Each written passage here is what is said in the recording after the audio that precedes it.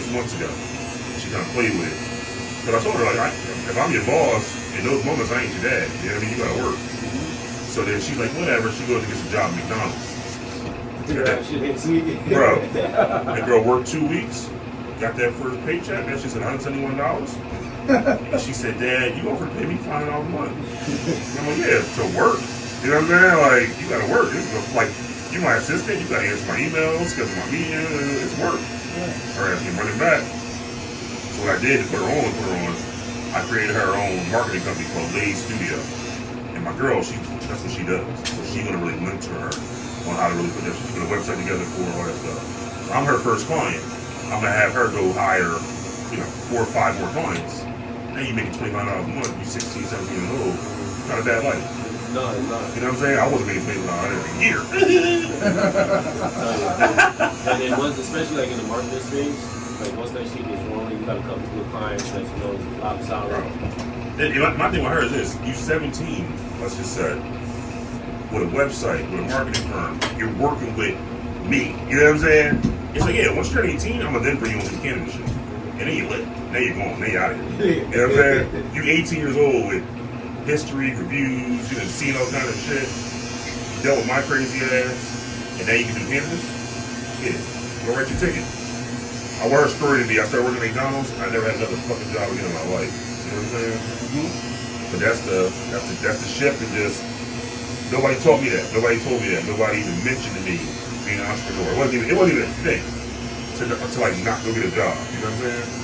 So like it felt good, man. She got her car. Now she got her own. She already had her own business doing like cosmetics, but now she got a service-based business. And she gonna learn, you know what I mean? And get in her bag and really make something of herself doing that.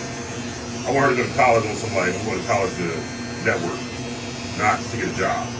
You know what I mean? That concept of going to college to get a job and then pay a loan back is so fucking stupid. Nobody teaches that shit, bro. Nobody teaches that shit. And I was telling you, Jay, I've gotten back into the finance shit myself. So I'm now back into the commercial finance space where I'm helping folks get funding for investment properties, mixed-use properties, apartment buildings. So me doing that, getting that content, and then her having to be the assistant in those matters is going to put her on all kind of financial literacy type of shit. Subconsciously. So that's what we heard. You feel me? She's going to be ready to go. Bro, I'm not even joking. She's going to be like a Michelle Obama type, man. But she already got it in her. And now I'm really going to, put her in those positions to be successful. And then once I unleash her to the cannabis shit, it's over. So you keep saying cannabis, right? Yep. I'm not a weed smoker. Yep. So I don't know about cannabis and what is that? So, all right. So I'm obviously familiar with weed, right? Jersey legalized cannabis back in 2021. Okay. Well, officially, open the market in 2021. Folks will do their thing. So now, a lot of the people that are kind of what we call legacy, right? They were selling drugs illegally, doing their thing, are looking to, or possibly thinking about crossing over to the legal side of cannabis. It's one thing to sell weed, be looking over your shoulder for cops, for jack boys, all kind of bullshit. Another thing to sell that thing legally and actually make a living from it. So for my daughter, she's about to be 17. It's illegal to have a person under 18 doing anything with cannabis. In Jersey, anyone under 21 can't buy it. But I feel like from an educational perspective, it's a slippery slope. Because I want these black and brown kids to understand cannabis because it's now a legal business. You know what I'm trying to say? Okay. And it's going to be a multi-billion-dollar business. Here in Jersey, it starts to expand. It's going crazy already. So it's like, I want to really kind of teach her marketing so that when we cross over to cannabis, it's such a stigmatized entity, it's such a stigmatized product that people that know marketing, understand marketing, and can kind of work through certain loopholes, they'll be very, very, very valuable from a marketing perspective as a thing. It's interesting like how we kind of even got involved in the whole thing. Back in 2020, we went full tilt with it. Stan always had this idea. Stan, my brother and co-founder, Stan, of course, was my brother. He had this idea, bro, to put together like a digital platform, whether it be a website, social media, app, whatever, to really educate black and brown people on cannabis as a legal business. You know what I'm saying? Whether you want to have a career in cannabis, whether you want to be an entrepreneur, whether you wanted to just smoke and learn different consumption methods or, the ins and outs, whatever the case may be. So we did that in anticipation of opening up our retail location ourselves. But as we got in it, there was two things we realized that really changed our mind on a lot of things. Number one, opening up a retail location, you're opening up a store to go sell essentially the white man's products. You know what I'm saying? Which, if this is about black and brown folks being empowered and overcoming the failed war on drugs and reaching levels of success we've never seen in our, in our history, how you gonna do that selling someone else's product? You only gonna be but so big, right? So we caught on to that. The other thing we found out was that the social equity platform, or landscape, if you will, in Jersey was some bullshit. Folks were saying A, B, and C wasn't doing nothing. So when we got into 420NJEvents, we came out, we did expungement clinics for free, and we would bring lawyers in from high reputable lawyers, and they would not only do the expungement work for the people we brought to the event, but they would also take them on as a client and actually work the whole entire process with them for free.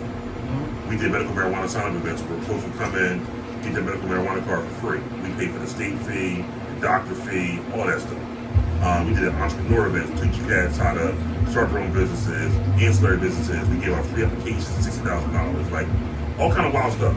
And as we were doing that, we were like, shit, like, this is great, we're giving you resources back, but who's gonna actually take these men and women that grew up in the situations they grew up in and now want to start a career in cannabis? Who's gonna educate them? Who's gonna teach them A, B, and C?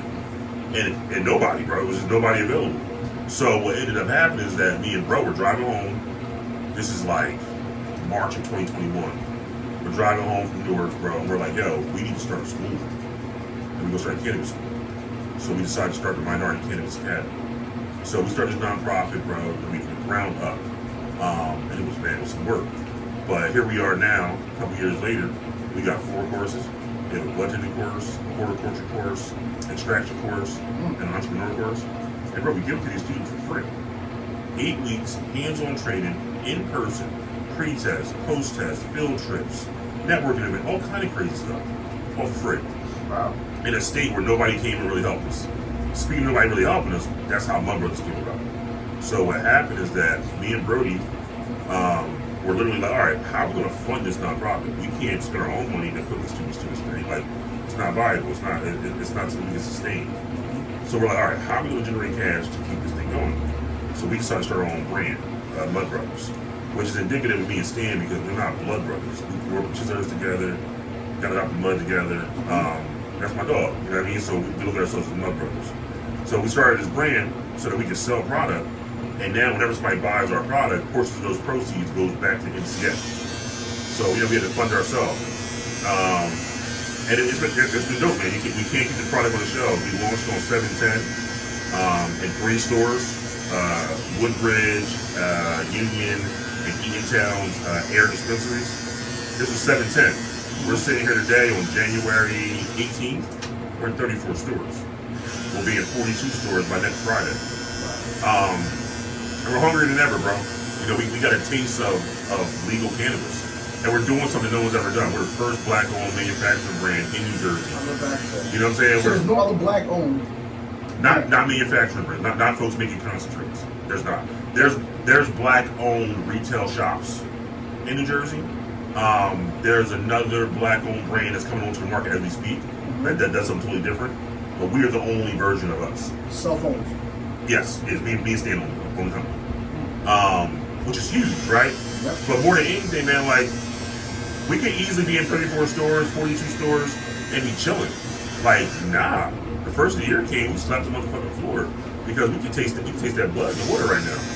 Where we have an opportunity to not only go out here and make some money, but an opportunity to really change the concept of what black and brown leaders are in this space. You look at me and Stan, we're not your typical CEOs and co-founders and COOs and AP. We're not your typical guy. Like, we get high all day. I smoke 12, 15 blunts a day. Run 3, 4, 5 companies. And it all gets done, you know what I'm saying, at a high level. Because oddly enough, like for me at least, like, I couldn't do what I do without the weed. It's too stressful. Like, think about this right now, present day, I got Mud Brothers, I got 420NJEvents, I got MCA. That's just cannabis. I'm not even getting into BR's boardroom and the corporate finance and commercial finance shit I got going on and the consulting work I do. To do all that at the level in which we do it, you can argue that MCA, 420, and Mud Brothers are the 3 most popping cannabis brands in New Jersey. We own all of them. Do you have any idea the kind of stress that puts you under? 420NJEvents just did NECAN last year. That's never been done. MCA graduated over 100 students last year. That's never been done. Mud Brothers is going bonkers. Never been done. And it's 2 dudes doing all that. The level of stress, anxiety, pressure, like, yeah, how am I gonna do without smoking a blunt? I need some Sunday shirt with Mud Brothers rosin in the morning. I gotta get that Cool Whip at night before I lay my head down. Like, so I'm glad you said that, right? I never smoked weed, and I used to look down on people that smoke weed because I felt like people that smoke weed became lazy. And with me being a paranoid person growing up, I never wanted to be in that state of mind, being lazy. I'm always watching my back when I was running the streets. Now that I'm a barber, I see barbers come to work and just be like high, and in the mix of seeing that, they're losing clientele. I'm trying to run an operation here. I can't come here high. So for you to say that you're running all these operations and still function high, well, I don't know if it's, I can't say you're high. Whatever it is, I'm normal. You're normal. How does that work? So my concept of weed is wrong then? Not necessarily. Your concept weed is debatable. Because a great Bob Marley quote is that the plant reveals you to yourself. Just makes you more of whoever you are. I am a dog-ass, go-getting, out the mud, hustling-ass, trap-ass, business-ass person. I see it. I see it. That cannabis is just going to make me more of that. So now, whereas, to your point, someone might smoke and be like, oh, I'm high, I'm lazy. I'm smoking like, damn, me and JT should do this. Me and Stan should go do this. Me and bro should make this business. Oh, this is an opportunity. This is an event. So my mind is racing with ideas and proposals, and the best part, no fear, right? Because it's like I'm chilling. Whereas someone that's lazy, yeah, they're gonna smoke weed and go play video games. They're gonna smoke weed and go talk on the phone with their girl for 4 hours. I'm never gonna do that because that's just not who I am. Okay. So me personally, I tell folks like, wherever you are, the cannabis plant is just gonna make me more of that. Okay, that's what that does. So if you're a person that's lazy and you do A, B, and C, and you go fix those problems and then grab a blunt. Okay. Probably, you know what I'm saying? So I'll end up like you then. Because I'm not lazy, I'm a go-getter, so it'll just enhance my drive. Over time, you're not a cannabis smoker at all. The first couple times you smoke, you're going to be zooty. Okay. It's going to be hard for you to get up and cut someone's hair. Okay. It's going to be hard for you to get up and put together a proposal because you're just not used to it. I went through a period, bro. I started smoking when I was like 20. I was in college, sophomore in college, started trapping, and I started smoking as I was trapping. The first 3 years of smoking, I'm not going to lie to you, I struggled because I would smoke and not be able to do everything I could do sober. And it bothered me. If I can do 20 things sober, I might smoke and get to do 17. And I'm like, damn, I can't do those other 3 things right now. I'm tired or I'm not, whatever, right? Okay. But once I kind of caught my wind and it became more of a normal thing for me, yeah, now it's the greatest thing ever. But I did go through a period where it's like I had to kind of build my tolerance up, you know what I'm saying? Now, what I would say to you though, don't jump out the window and start smoking blunts at 9 a.m. or 11 p.m. Like, work your way up. Do something where, okay, every night before I go to bed, I'm going to have a blunt. I'm gonna smoke at 10 o'clock and then go to sleep. Now I'm getting okay, I'm gonna do that, but now if I go to a party and I'm chilling with my friends, I ain't got no work to do, I'm gonna smoke a blunt. And you start building it up, you build that tolerance up. And you'll see, man, it helps you with a lot of things, man. Because, you know, I cut a lot of young boys, and I'm always on their case. A lot of them give me the lazy vibe. Even my son got a 20-year-old son. And I smoked weed for the first time 3 Thanksgivings ago. Me, my wife's cousin, and my son. My son got high, my wife's cousin, he's always high. It didn't do nothing to me. I went in, came right back out, never smoked weed again since then. I wanted to see what it was about. My son kept on smoking. And then I was watching the nature of him, and I'm like, yo, this kid's getting lazy. And it started bothering me. Like, and then being a barber, I've been seeing this. Now it's just, it came into my world. I got lazy kids that I cut, and now my son is lazy. So I used to always look down on weed smokers like, yo, this is just some lazy shit. Yep. So, you know, there's 2 things I'll say to that. I personally am not huge on younger folks smoking. Okay. I didn't start smoking until I was 20, like I said. I wouldn't tell my 16-year-old, 17-year-old daughter to start smoking. I just feel like their hustle isn't developed yet. They don't even know what they want to do with their life yet. how you going to cloud your brain or put yourself in a state of mind where everything's okay. And that's what I feel. You know what I'm trying to say? Whereas, but that's the benefit of cannabis, right? Like, look at my situation. I know what I want to do. I have things rolling, and I want the cannabis to make everything okay. Everything okay. That's fine, because I have a machine to play with. If I didn't have none of this stuff, and I'm sitting here and going, everything's okay, but I'm at the crib playing video games all day, everything's not okay. Everything's not okay. You know what I'm trying to say? Yeah. So you also got to be real with yourself. Like, you'll see cats that even do, like, tolerance breaks. It'll be a pothead that'll say, I'm going to take 2 months off to get this together, to get that together, to do this and do that, right? And there's nothing wrong with that. That's what it is. Like, not everybody can function at a high rate smoking all the time. You know what I'm saying? I'm not saying to go do that if that's, you know, not your twist. But I will say, man, like, really leveraging it for medical benefits. There's a lot of people out there who deal with anxiety who have great ideas and just can't execute them because they're, for whatever reason, that weed might unleash it. You know what I'm saying? Like, and you also got to be cognizant of what you're consuming. There's so many different strains, so many different flavors, so many different varieties, so many different levels of quality. You can eat cannabis, you can smoke cannabis, you can put it under your tongue, but the way you consume it determines how it reacts to your body. Smoking it and going through your bloodstream is one thing. Eating it and going through your liver is another thing. You know what I'm saying? Like, so it's just so many ways it can impact you. And I think that I think you mentioned the lazy part. It goes back to the beauty of cannabis where it makes everything okay. So if a person is, I can word this. If a person's living a 9-to-5 life where they go up, wake up, go to bed, wake up, go to bed, they start smoking, they're probably going to maintain that life for the rest of their life, right? Whereas if a person's working a 9-to-5 and they got a side hustle here and a side hustle there, they should continue doing that even as they're consuming cannabis, if it's the right kind of cannabis and they're dosing properly. You got sativas, indicas, hybrids.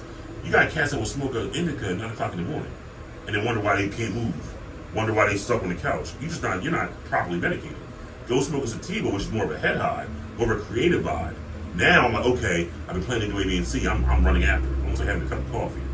So just understanding cannabis, educating them, not building that stigma of it's bad, but more so it's this, and it can be that if you do this. You know what I'm trying to say? It's important that we find that middle ground and educate people, man, because without the education, they're going to, like you, try it one time, either do nothing or do something they don't like, and then be done with it. Now, people have ate an edible and had a whole cookie and had a crazy out-of-body experience and never did cannabis again. You just didn't know that you had a freaking 100 milligram cookie that even a seasoned smoker couldn't do. So I bought a bag of edibles when I went down to VA in the summertime. So I popped edibles here and there. I might have popped them 3 times. I'm popping half of a gummy. Yep. Yo, when I pop this gummy, it feels like I'm floating. I gotta do this weird thing. I'll get water, put it aside in the dresser, pop the gummy, and just be like, yo, this movie is this what I'm doing the rest of the night. I tried to get off the bed one day, and I was like this. I couldn't even touch the floor. I was like, nah, I gotta, and I ain't like it. Well, no, and I am a cannabis connoisseur. I don't do gummies, edibles, none of that. Now I'm gonna start doing gummies when we drop our Mud Brothers gummies coming soon. Oh, you gotta come soon. It's coming soon. But honestly, to your point, it's too much. Yeah. Because like, all right, here's the difference between smoking a blunt and eating a gummy, or any kind of edible for that matter. I do the edible. It's in me. It's in me. I'm smoking. I'm high as hell. I can put the blunt down. You put the blunt. You know what I'm saying? Oh, it's too much. I'm putting the blunt down. Controlling it, right? Yeah. Now, and then on top of that, it's the dosage. So like, you may go somewhere, especially in the black market, the legacy market. A person might like, you don't know how much weed is in this wine they made. You don't know how much weed are in these chips they gave you. You just don't know because it's not regulated. That's another reason why the legal cannabis market is such a big deal, because it's actually telling you this much is in your product, right? And you can microdose. So if I know that these 10 gummies are 100 milligrams, that means each one is 10. I'll take half of one. That's 5 milligrams. All right, let me see what 5 milligrams does. Let me get a journal, jot that down. 5 milligrams, I don't feel nothing. All right, cool. Tomorrow I'm gonna take a whole one. I take the whole one. Oh shit, that whole one did me in. So now I might go, okay, I need to take 3/4 of one, and then take that other little quarter and another half of one, and then that's my proper dose. But work for you, but it may not work for me. And I give y'all a little tidbit. If you ever get a little too high on your gummies, go get yourself some CBD. It'll bring you right back down. I heard that. I've been just the water. The next day, I'm just dead. I can't do nothing. It's horrible, bro. A person you should talk to about that is Stan. Stan has had some wild experiences with gummies, man. And yeah, bro, will tell you he hates it. Like, and I keep saying gummies, I mean to say edibles. Edibles. Yeah. Well, edibles, just because again, it's hard to control it. And once it's in you, it's in you. And the onset is so long, right? Like, you can eat an edible right now and be fine for an hour. And then out of nowhere, it's just smack. And then that's what happens. Welcome to the party. You know what I'm saying? Oh, that's dope, man. Nah, man, real talk. That's real dope. But yeah, man, we got all that stuff going. The goal this year is really just increase market share and go to other states. We're here in Jersey. We'd love to get really start taking over this northeast corridor, if you will, because there's nothing like us in there anywhere, bro. You know what I mean? There's a couple cats in other states doing their thing. Shout out to them, but it's just not many of us in this market period. Like just in general, cannabis businesses, we have 3% market share. Let that sink in. You go into a room with 100 people, 3 of them are black. In a weed business, what sense does that make? Throughout the world. Yeah. We talking about weed. When you bought your weed, when you was in high school, college, or whatever, you weren't buying it from. You was buying it from the trappy dude that had the heart to go to the hood and get that gas and give it to you against all odds, risk his life, risk her life, whatever the case may be. I have nothing against the other people. I'm just saying that those individuals that risked their lives to make sure that we was medicated for the last God knows how many years need to be in this industry. Mm-hmm. They need the education, they need the opportunity. And, that's really what we're trying to do, man. And we set that tone. So,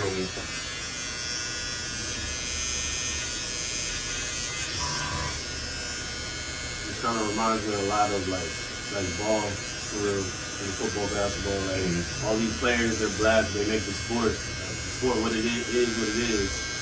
But there's no black owners of the team. You know what I'm saying? Not as many black head coaches running the organization, but he populates the game. He makes the game. You spot on, bro, because like we do that with everything now. You look at hip hop. This cat's still signing 360 deals. We control the industry. Why are we still doing bad deals that we watch people do for the last 30 years? And I know the argument, right? The argument is that, okay, Brendon, like, you got a guy in the hood with $40 to his name. Someone walking here with a $100,000 paycheck. You better take that shit. Yeah, I mean, you can look at it that way, or you can say, like, let's educate ourselves and understand that we control the industry. You know what I'm saying? Like you mentioned with sports, like, cats ain't going to watch Mark Cuban on the sideline. They going to watch Kyrie and Luka on the court. They going to watch, you know what I'm saying? Like, once we realize our power and how much we can control if we just take control and stop doing the BS, man. Like, I know when we first got started with 420NJEvents, we came out asking for our sponsorship dollars and whatnot. And people wouldn't give it to us because they were like, well, your competitors are doing it for a tenth of the cost. Mm-hmm. And I'm like, y'all fucking the game up. Mm-hmm. Why are y'all giving them our sauce when it's 3 of us in the state, 4 of us in the state? If you don't do that, they can't get it. They didn't have to meet our demands. But they'll come in, they always want to discount us, man. I can't tell you guys enough how much, like, it's been, I mentioned we started everything in 2020, so 4 years now. Like, me and bro are just now getting, like, the proper respect.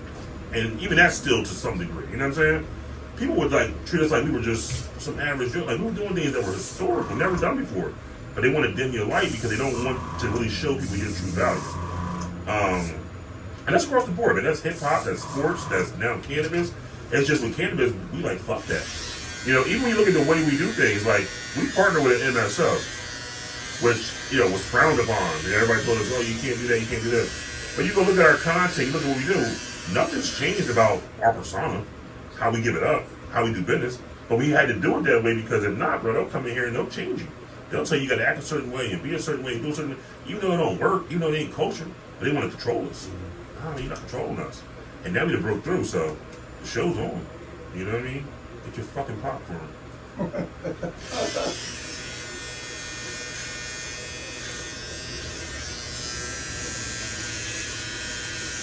I like the fact that, it's all black owned. Even down to me even knowing y'all, I talk a lot about y'all to a lot of my clients. And they be like, all black owned? I'm like, all black owned. Mm-hmm. Only black owned weed company out here. And I'm excited to actually see the process. Just even knowing y'all. Nah, bro. Appreciate that, man. But, you know, I mean, you got to watch the process literally in real time. You know what I mean? From us coming in here and telling you we're going to do it, to us doing it, to us growing it, to, you know what I mean? Yeah. So when I see it now on social media, it's like, we just spoke about that 2 days ago. I'm seeing it. Some people just seeing it, I know the process. So we're talking and building on it, yeah. For sure. You know, I mean, again, man, I just give mad props to my brother Stan, man. Like, you know, us together, we always joke, it's like, yeah, you might get something past one of us. It's really hard to get something past both of us. You know what I'm saying? And it's, I say that with cannabis because, like, with cannabis, man, it's just so many frauds. There's so many ups and downs. There's so many false narratives. So many promises to get broken. You gotta have another motherfucker to lean on. Just emotionally. You know what I'm saying? Like mentally. It's just, I see people doing it all by themselves. I'm just like, I get it, but I don't get it. It's too hard. You know what I mean? It's too hard to just manage all these different concepts. Like, you see us. We got events. We got a school. We got a brand. We shoot content. I'll go and do speeches and keynotes. And, like, yeah, you need, while I'm doing the keynote, Stan's in Cranberry checking out the Mud Brothers products. Right? And doing the quality assurance, things like that. So we're moving the needle in two different spots at two different times. And we also have two different personalities. So, like, things that Stan's passionate about may be different things I'm passionate about. But we both want that same end game. You know what I'm saying? That's dope. You know what I mean? That's what makes it work. You don't want y'all to have the same personality because the stuff that is going to go past both of y'all. You know, you want him to catch you, yeah. That's like a relationship, like when a marriage. I don't want my wife to be like me. Yeah. No, we both got to come together and bring both of our 2 cents and make it work. Nah, man. And you know, and it's tough. Like, I tell people all the time, you got to really start building that trust with people that you want in that circle with you. Because, like, me and Stan got to cannabis. We were already friends 20 years. We already just seen every goddamn thing you can see out of the other person. So it's like, we'll be on call, someone will say something, and me and him will know who's going to answer the question just because we know each other. It's not like, oh, Stan, you take that, or Brendon, you take that. It's like, based on what you said, all right, I know he's going to answer that. Based on what you said, I know I'm answering. You know what I'm saying? Like, you can't teach that. And you really can't teach, like, it's just blind trust. Yeah. It's cool to watch, too. Like, I'll be seeing how you guys move around rooms, and I'm like, all right, this is a stand situation, all right, this is a B situation, all right, But you notice how, like, you'll never see us say it. Yeah, it's just like something's happening, and the one of us will go. And you're like, okay. You know what I'm saying? It's energy. Yeah, me and my friends like that. We could be in a room, and I can look at them a certain way, and do weird stuff, and he'll catch the vibe. Yep. Without any type of interaction. Bro, yeah. 100%. You know what I'm saying? And when you get that in a private business, it's great, bro. It's great. You know, like Pluckcutz when Stan came by, I had to give him his check or whatever. And you see, like, how we, you know, like, we live in our dream, bro. Yeah. You know what I'm saying? We live in our dream where, like, we're selling weed legally and doing it at a time where nobody else has done it. Yeah. You know what I mean? Like, no bullshit. Like, we're writing history. 10 years from now, it's going to be 100 of us that do this. Yeah. There's only one first. When I first met him, it was big for me because, like, I sold when I was younger. I got a bunch of trappers that come in here. But I never met somebody like him. I'm expecting a white person to be in the chair telling me this. So when they told me what they was doing, I'm like, well, you a corner boy? Nah, we got a big operation. When I seen the gram, I was like, wait up. This guy's really doing something here. You got to also understand the gumbo that me and Stan are. Right, I'll break us both down. Like, so, like, you take me. You got dude from Chislehurst, New Jersey. Chislehurst is 1,600 people. No school. Just got a police station back. No resources. No grocery store. No convenience store. I mean, it's a black hole. You go look at Chislehurst and show me someone successful from it. Then I'll wait. You know what I'm saying? Like, it's a black hole. So I go to Chislehurst. I lose my pop when I'm 13. He goes to jail for 10 years. I play ball, so I get to go to Paul 6 High School on a scholarship. Me going to Paul 6, coming from Chislehurst, getting exposed to nothing but rich motherfuckers from Haddonfield and Haddon Township, 12-car garages, Benzes. They 17 with a Benz. I don't know grown-ups with a Benz. These white kids are 17 with a Benz, and they're my friends. So I'm seeing that. I then go to college for 2 years, do the EOF program. I get out of that. My mom, Dukes, rest her soul, gets me a job at Commerce Bank. So I go to Commerce Bank as a what you call a customer service rep. I get in there, I'm making $12 an hour. I'm wearing my shirt and tie. Chicks is feeling me. You know what I'm saying? Like, you know, I'm like, yeah, I'm set. I'm good, right? No, I wasn't. You know what I mean? So what happened for me, that was the turning point, is I worked at Commerce Bank, and these two black dudes come in one day. suited to the nines. And at the time, to my ignorance, I'm thinking that the biggest job at a bank is a bank manager. I didn't think there was nothing bigger than that. I thought the biggest dog was the guy that sat in the office at the bank in the corner. So I get to the bank, these guys walk like, who are they? Oh, those are the business bankers. What's the business banker? So I go look into it. These dudes making $140,000 a year, $120,000 a year. I'm like, what do they do? Well, they go around all the businesses and give them loans and lines of credit, open up business checking accounts and get deposits and so on. So I'm like, what the fuck? All right, so they making all this money and they ain't got to be sitting here all day? That's my path. So I left Commerce, went to Citizens Bank, was an assistant branch manager. Left there, went to Sovereign Bank at the time, was a branch manager. And that's when it all changed, because I'll go to Sovereign Bank, and it was, again, it's always timing. Sovereign Bank was changing from Sovereign to now Santander. You probably see the Santander banks. And at the time, it was such a lack of black representation at Santander that it was just golden for me. If I just can just dog out, I'll get promoted. Just because they got, like, it's just, y'all have to put more black folks in leadership positions. So I go there, bro, I dog out for like, probably 3 years in this role as a branch manager.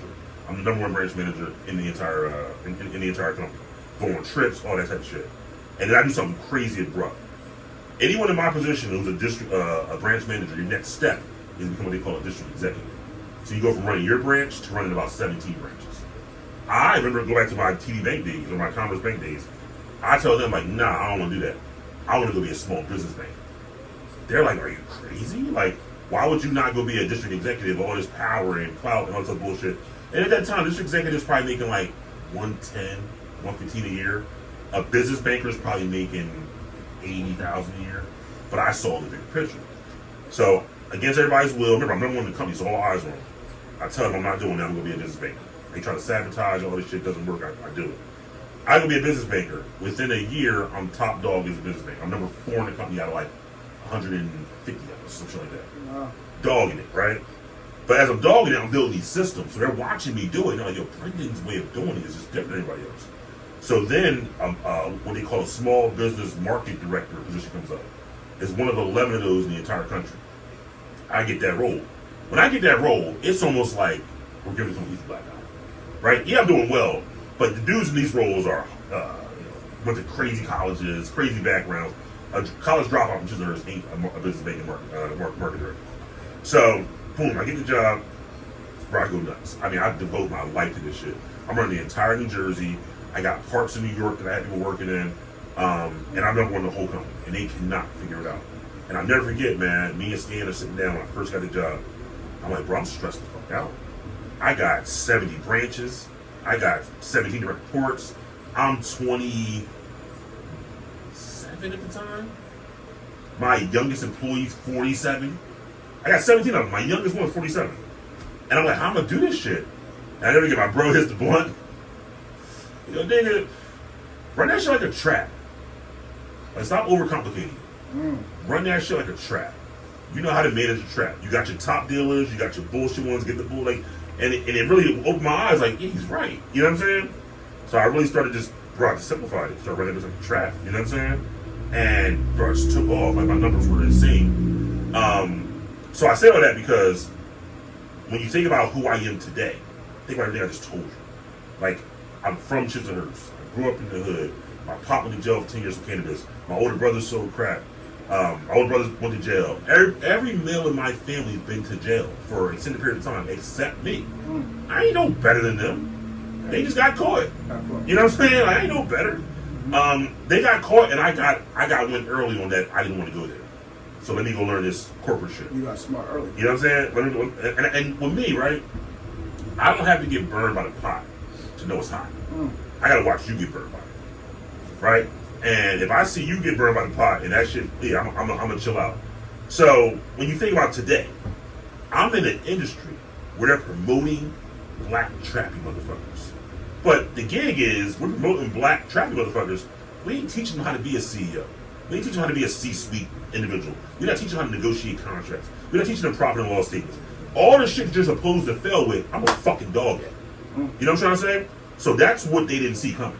They didn't see this coming. You factor that in with my brother. who is a weed smoking connoisseur snob. You know what I'm saying? Like, and bro just embodies everything about cannabis, from the way it's made to the hot products to what will sell to what will move, what people want. So you factor in what I am and what he is.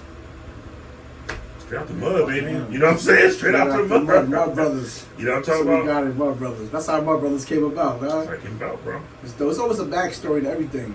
Yeah, he's got to put it together. That's dope, sure, man. For sure, bro. So we here now. You know what I mean? We here now, and I can't emphasize enough. Like, niggas is hungry. Like, we not easy to be happy to be here. I mean, 34 stores. Yeah, I don't give a fuck. I want to be 3,400 stores. You know what I'm saying? Like, we didn't come to take part. We came to take over. We mean that shit. And we want everybody to look like us, to come from where we come from, and know they can do the same goddamn thing. Yep. So let's get it. Let's get it. Mud Brothers. You know what I'm saying?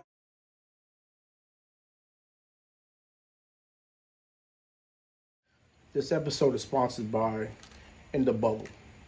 In the Bubble is a mobile event space. What that is just say you have a party going on December, but you arranged for this party since May. The day of your party, it decides to rain, snow, whatever the case may be. It's kind of hard to, delete your party now because you already had it organized throughout the months and such forth. Your party can still go on. Rain, sleet, snow. This is a mobile event space that you will be inside of a bubble. It's kind of hard to really guess what I'm saying, right? When I say inside of a bubble. Yes, it's a blow-up tent. You're inside there. You're enjoying yourself. You're having a party in there. You're having an event in there. And it can be used for parties, sports nights, movie nights. Yes, movie nights. We'll put a projector in there, blow up couches, chairs, popcorn machine, slushy machine, and you can have a movie night. Whether it's for the fellas, the ladies, the kids. You could also use it for weddings, just anything that has to do with outside use. You can use it for. And like I said, you could just book this without worrying about January, February. Like, it doesn't even matter. We got that covered. So now, when you book the bubble, you book the bubble in the wintertime, you would get a heater with the bubble, you would get a rug with the bubble, and you would get 2 floodlights for the nighttime. If you book it in the summertime, you'll get the same concept minus the heater, and you will get a fan or AC, depending on the weather. Now, the way the bubble thing, you'll pay a one-time fee for, I just told you, for the bubble. You'll have the bubble all night. That price consists of all night for you. Now, depending on what you want inside the bubble, you would pay an additional price. You might want the blow-up chairs. You might want 6 feet tables. You might want fold-up tables. You might want an ice table. An ice table is a table with a hole in it, and ice, and you can put your drinks in it. It's really dope as hell, the table. You might want the slushy machine, the popcorn machine. There's so many things that you might want. So what this is dope because now when you get the bubble, you create what you want inside the bubble. You create your own party space to your liking. Or you can look on our Instagram or in the bubble, and you might see something that you like that someone else created. And you go from there. Me personally, I think it's nicer that you create your own to your liking.